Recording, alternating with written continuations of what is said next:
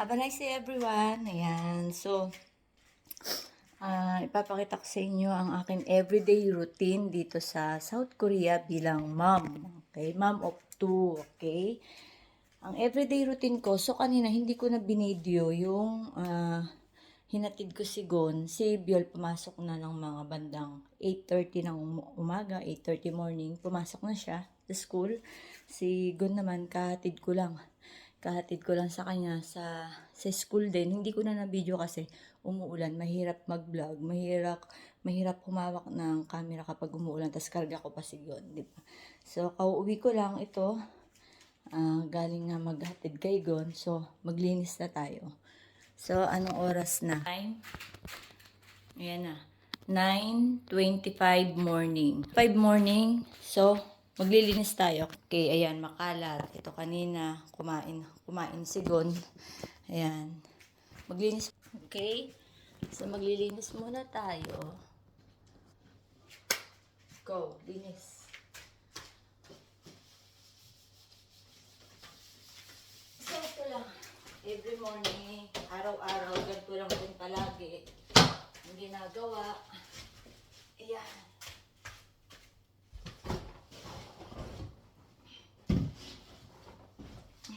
Hindi pa nga rin ako nakapag-almusal.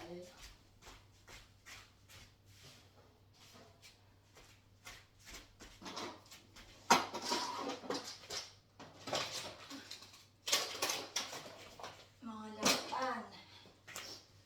Ligpit ang mga laruan.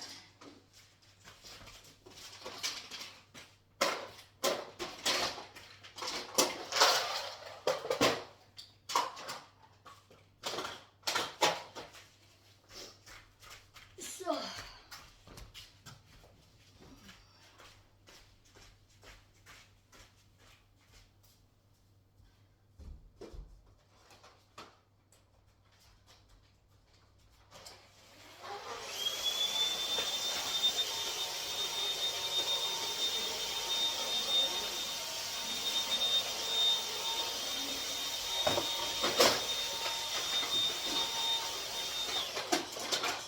my God, naubos ang battery.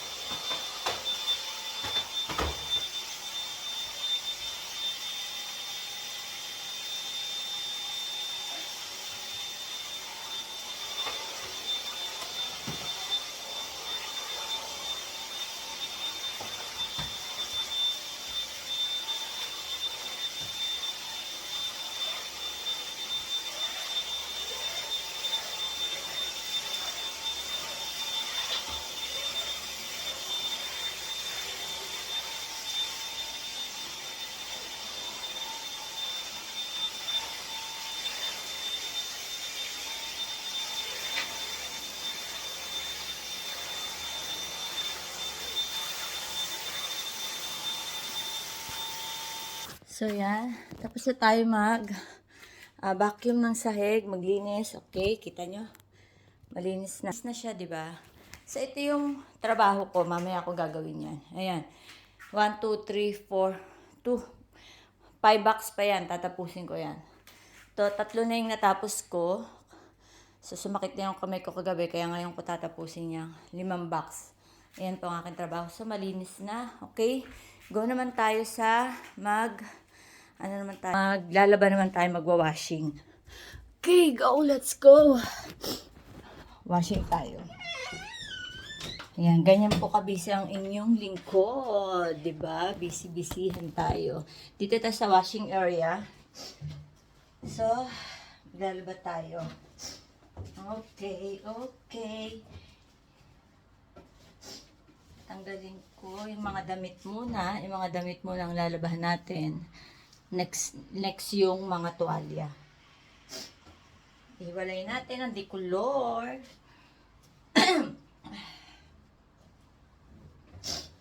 Okay. Lagay na natin itong mga puti muna. Diyan muna tayo sa puti maglaba.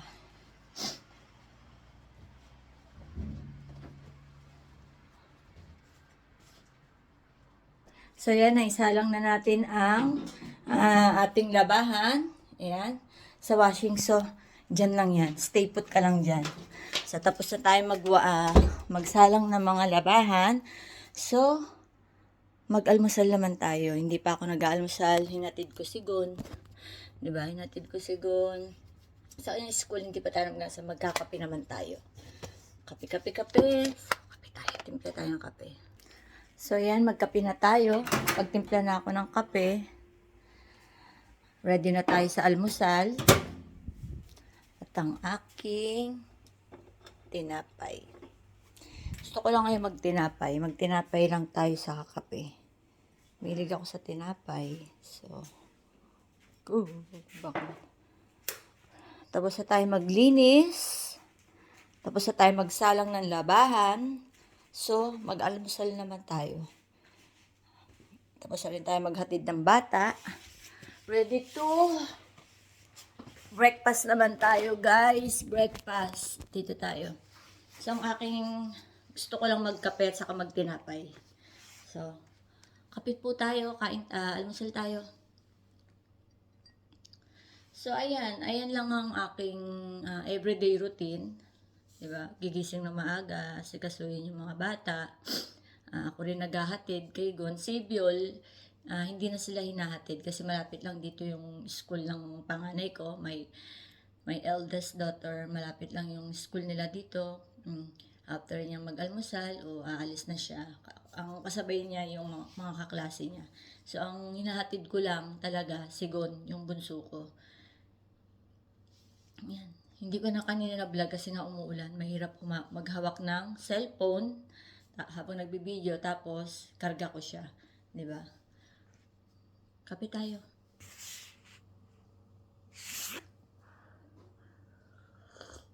After ko magkape, after natin mag-almusal, magtatrabaho na tayo. Okay? Ready to work naman. Almusal muna ako. So, yan, tapos na ako kumain ng tinapay, pero yung kape ko hindi ko pa naubos. Mamaya ka na. Ready to work na tayo. Anong oras na? 9:30, 5:40, 9:40. Go, start.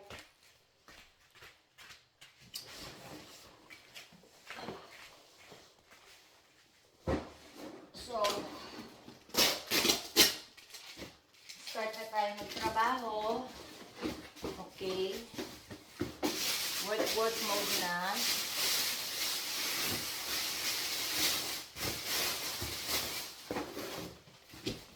Okay, ready to work.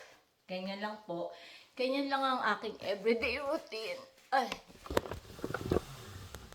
Trabaho na. After ko ihatid ang bata sa school, yan. At magawa ko lahat ng gawain ko dito. Linis ng bahay, ganyan. Maglaba. So, kakain ng almusal. Ready na tayo magtrabaho.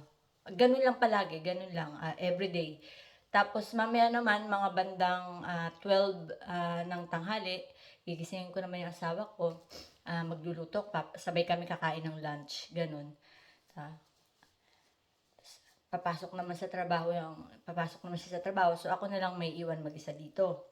Mga bandang mga 3:40, kasi ang tapos ang school ng anak kong bunso ni Gon, alas 4. So, mga bandang 3:30, aalis naman ako niyan. Stop muna ako sa trabaho.